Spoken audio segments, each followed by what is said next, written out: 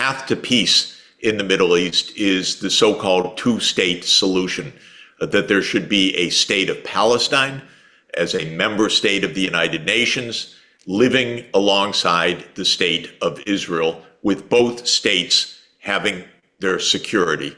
And this two-state solution is the only way to peace, because there are two peoples that have been essentially fighting over the same land for many decades. So why doesn't it happen?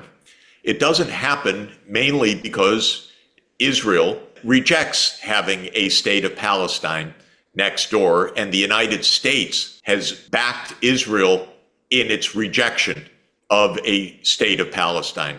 Now, this sounds strange. How could one country object?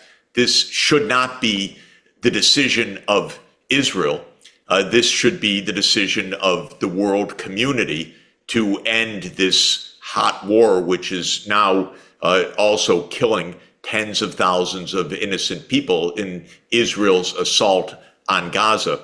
But under the rules of the international system, the creation of a state of Palestine as a UN member state depends on a vote of the UN Security Council. That vote was first proposed already 13 years ago, when the Palestine Authority proposed membership in the UN.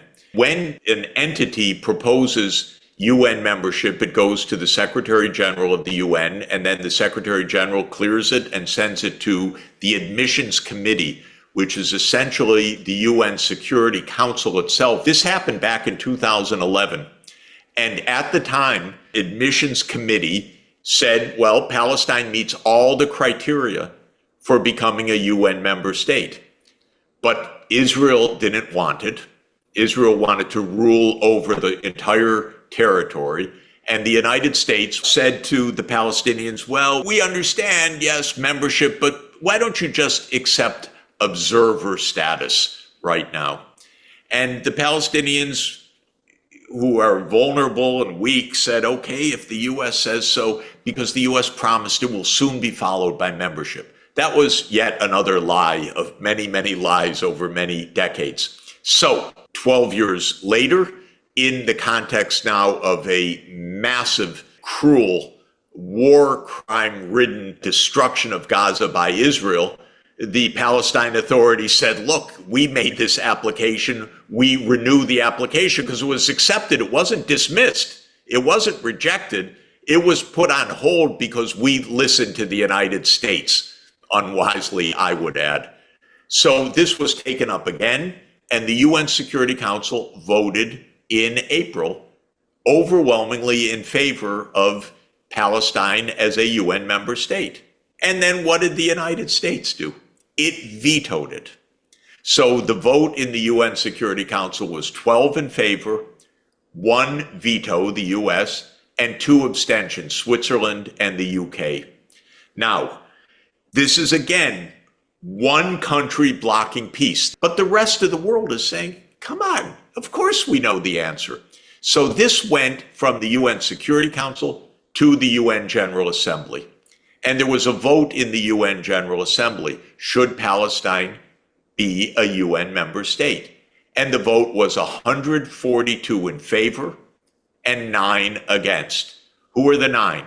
The US, Israel, of course, some very small islands, and a few countries that for whatever reasons fell into the US camp on this. But overwhelming world support. And the UN General Assembly said, well, we need a conference to put this into effect now. The world is united. The UN is the right venue. And the veto of the United States needs to be overcome by making clear that the whole world is on side except for Israel, which opposes absolutely unjustly, and the United States, which has isolated itself diplomatically by this maneuver.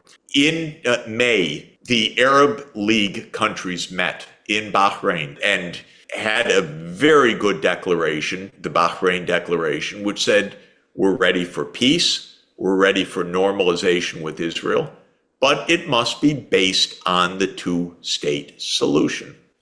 And this is a peace offering. This is the way to peace. And at the end of that meeting, the King of Bahrain went first to Moscow to discuss this with President Putin. And then he came with the Arab delegation that met with President Xi in Beijing. And the King of Bahrain, carrying the Bahrain Declaration, said, here is the path. So my recommendation is that China strongly support a UN General Assembly-backed global conference so that the world opinion is very clear, so that no country has a veto against world opinion, so that it can become clear to everybody that blocking the two-state solution is actually blocking peace. It's not just blocking a state of Palestine, it's blocking the real solution.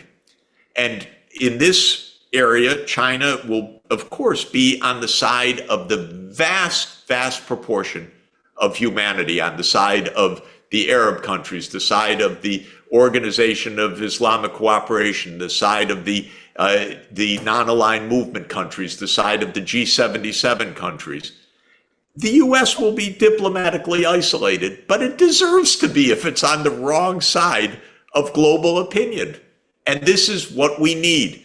We need peaceful ways to show that rational, decent thinking leads to a particular solution. We don't need wars for this. We don't need more violence for this. We need to show that the world is united for peace and that that's not even against Israel. That's for Israel's security.